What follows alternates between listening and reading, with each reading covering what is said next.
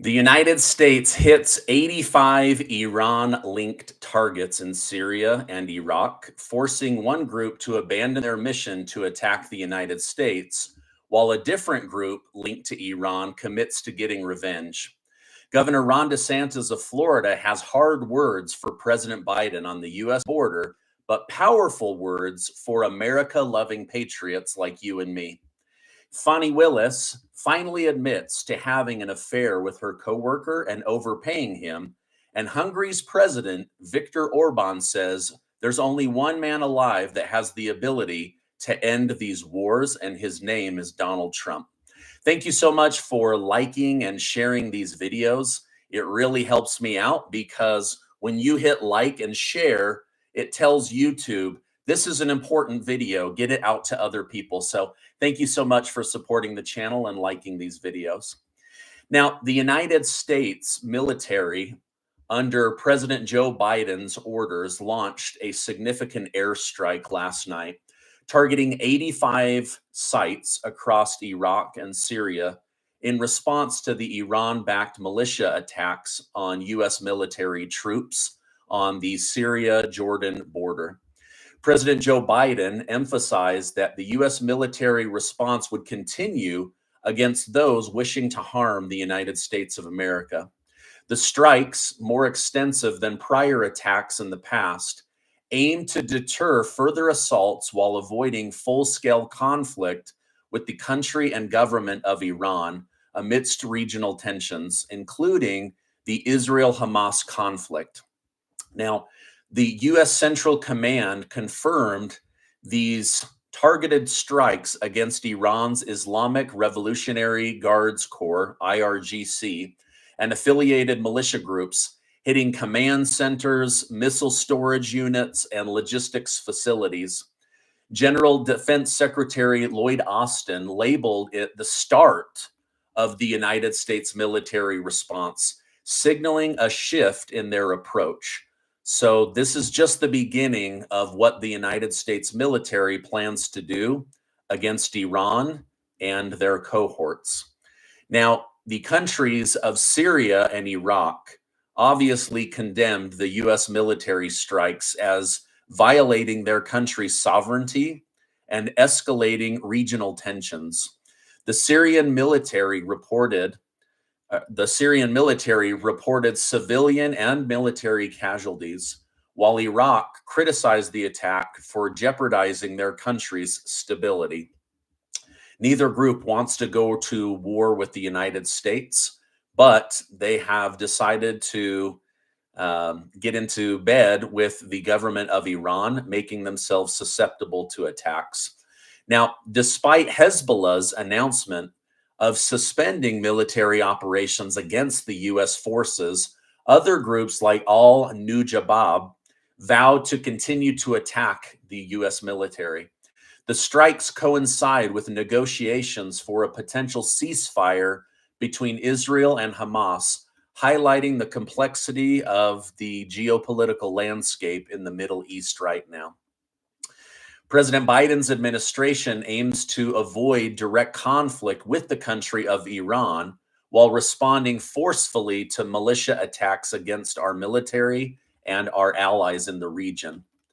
The airstrikes signal a recalibration of U.S. policy towards the region, emphasizing deterrence and protecting American interests. The aftermath underscores the intricate dynamics shaping Middle Eastern politics and the challenges of navigating regional tension amidst ongoing conflict. I'm just hoping and praying that the United States is not walking into another George Bush war where we spend $9 trillion, kill millions of people, and get absolutely nothing out of it. But unfortunately, this is the news as of today. We wish those in the area fortune and good luck as they fight for the country, but also fight for things that they may not really care about. I'm just really hoping and praying that we do not end up in another war. JJ, thank you so much for the super chat. Love you all. You are all amazing humans. You have contributed so much to helping all. Thank you, and never give up on these manufactured dark times. Boy, what a great way to say that, JJ. These are manufactured dark times. Okay, I see you guys. Thank you guys so much for liking and leaving the comments. I'm going to continue with this.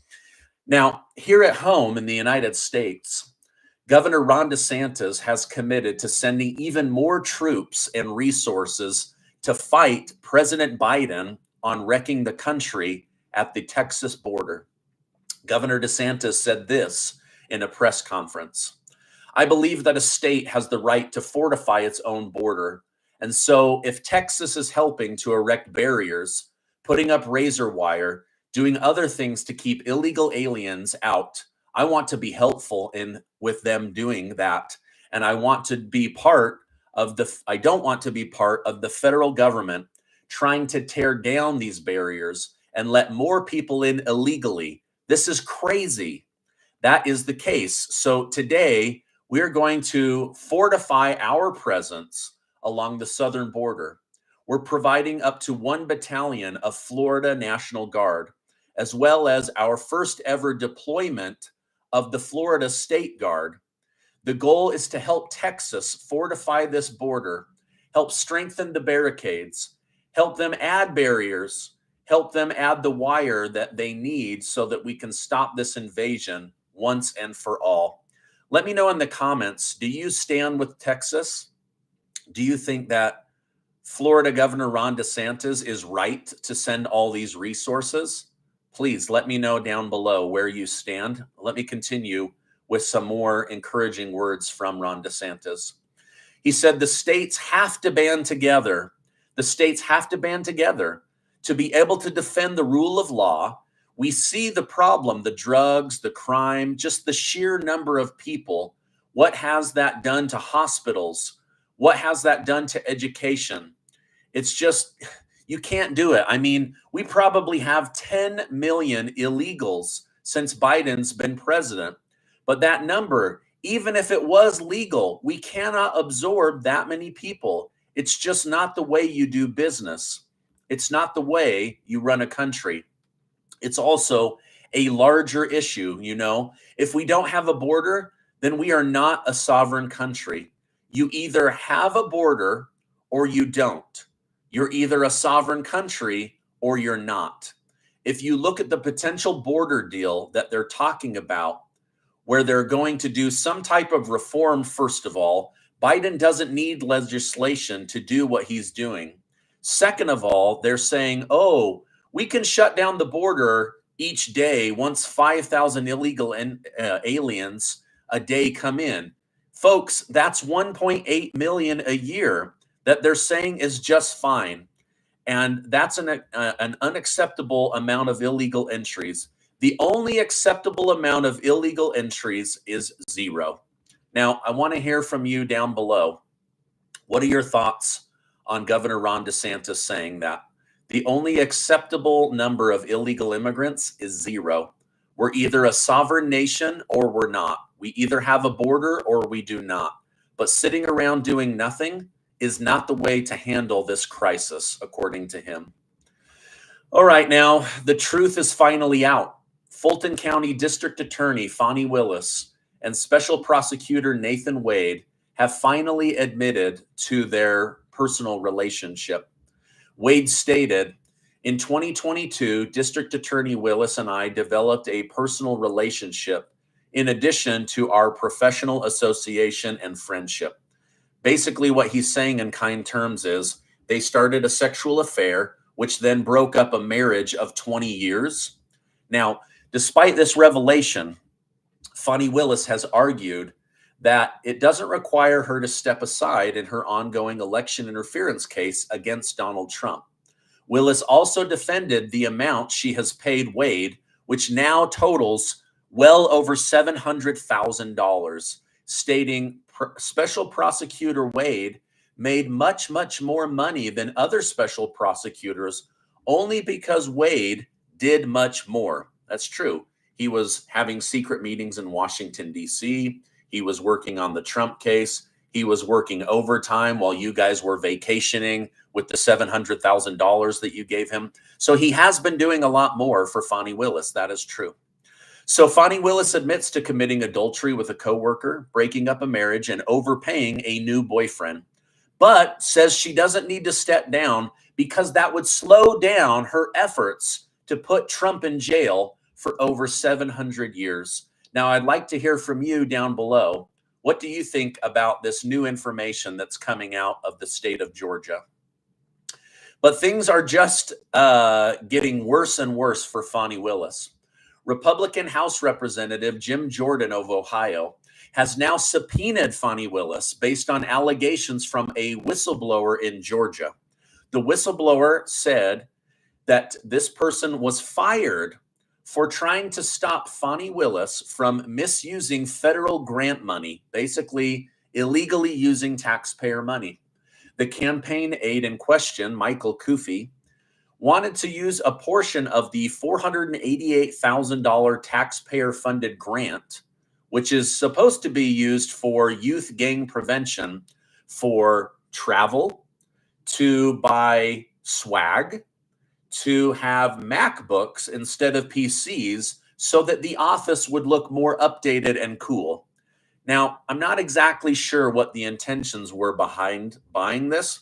Maybe they think luxury vacations and swag was what was going to keep youth from joining the gangs in Atlanta.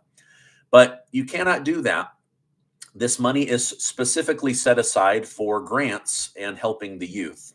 Now, from another resource, it does appear that Fonnie Willis wanted to look cool, even if it meant taking money away from this fund that was specifically set aside to help teenagers avoid joining gangs in the state of Georgia. Now, the House impeachment inquiry against Joe Biden is heating up. Representative Jim Jordan has now subpoenaed Biden's drafts from a speech he made back in 2018, where he bragged about firing Ukraine's special prosecutor. This whole situation is super suspicious because the prosecutor he fired by threatening to withhold a $1 billion loan from Obama to Ukraine, this special prosecutor was investigating Burisma Energy and also Hunter Biden. Now, I'm assuming that Jim Jordan wanted to see the draft script because he needs more information about the main purpose of the speech. Or maybe he just wants to see if Biden went off script to brag a little bit about his power and authority over the people of Ukraine.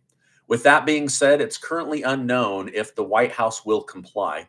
By the way, just a month or so ago, I did an exclusive interview with Mike McCormick, Biden's private note taker, on this very topic. And he spills all of the dirt on the Biden family. He was there. He was the one taking notes in the White House, on Air Force One, and in Ukraine. So if you want to go Biden's private note taker, Stephen Gardner, it will pull that video up. I can also link it at the end of this video.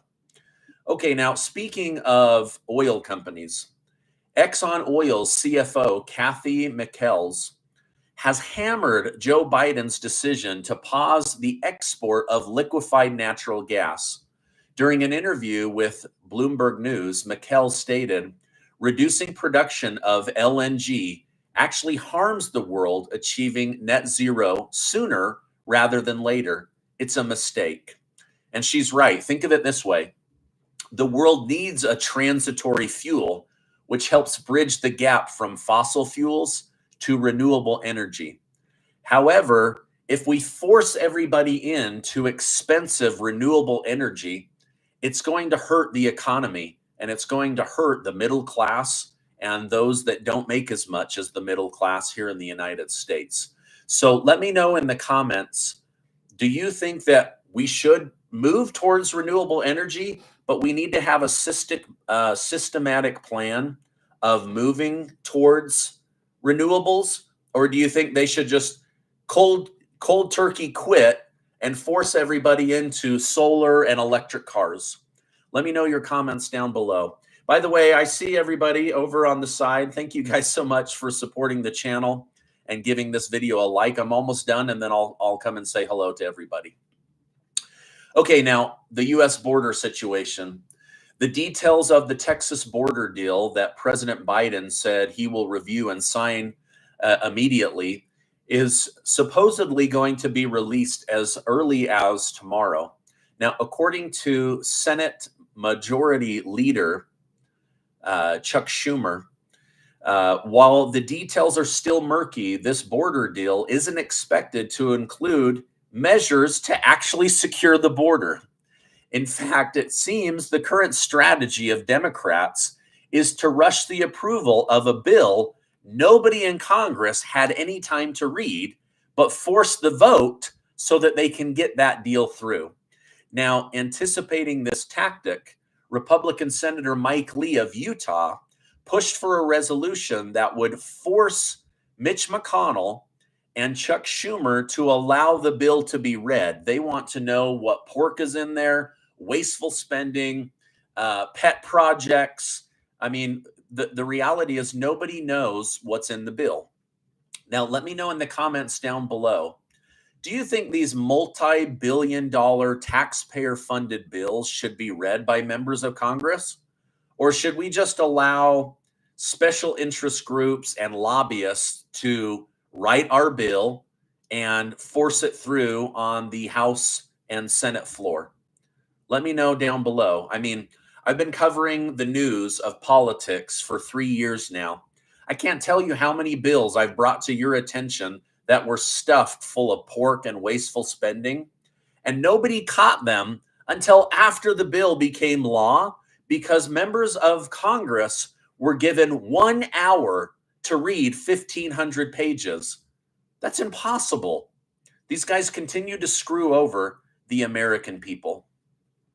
All right, now in other news, most House Democrats think migrants who commit crimes should not be deported.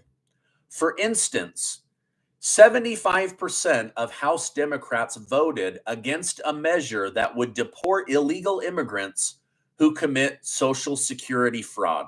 So stealing money from seniors and from the American taxpayers, 75% of Democrats say, absolutely, they should not be deported. They shouldn't even be convicted of a crime. On top of that, an additional 70% of Democrats voted not to deport illegal immigrants who are caught drunk driving. So let them steal from American taxpayers. Let them steal from our hardworking senior citizens. And if they happen to get drunk and kill someone or drive while under the influence, give them what they want. In fact, Democrat Representative Rashida Tlaib has argued that it would create a separate but unequal justice system in America. Well, we already have that. Just look at the Donald Trump cases. But are you kidding me? People break into our country, milk all of our welfare programs, and then steal from our seniors and drink and drive. And we're just supposed to say they have a hall pass. They can do whatever they want. This lady's absolutely nuts.